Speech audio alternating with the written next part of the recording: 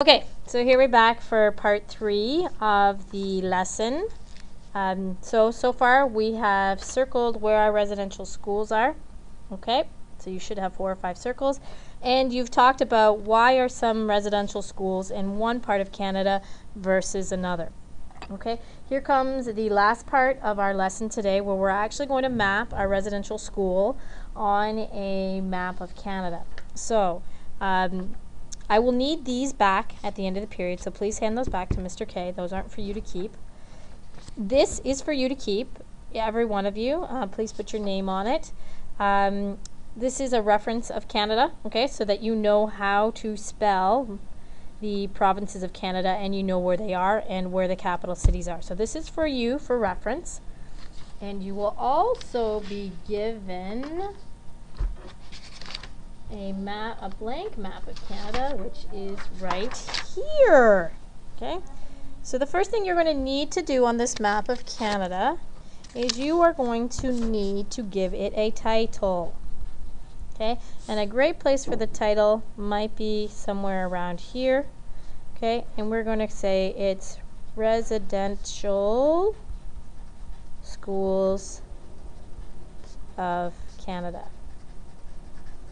Okay, you will be adding more residential schools here, but you're just going to add yours today. So the title somewhere up there, somewhere where you can put the title. Okay.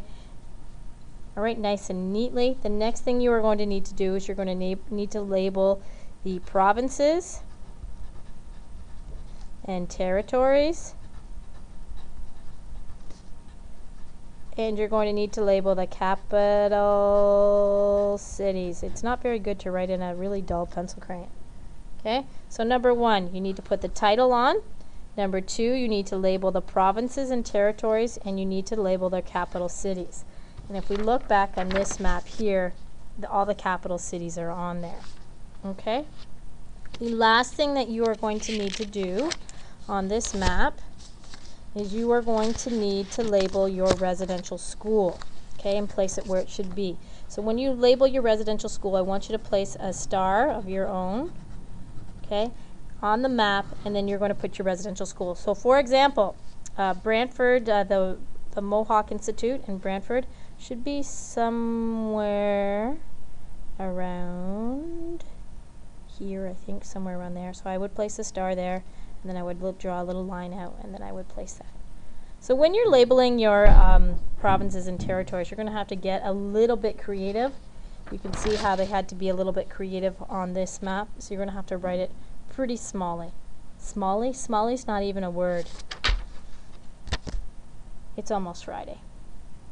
Okay, so you're going to give this a title. You're going to label the provinces and the capital cities and territories, and then you're going to put your map your residential school on there.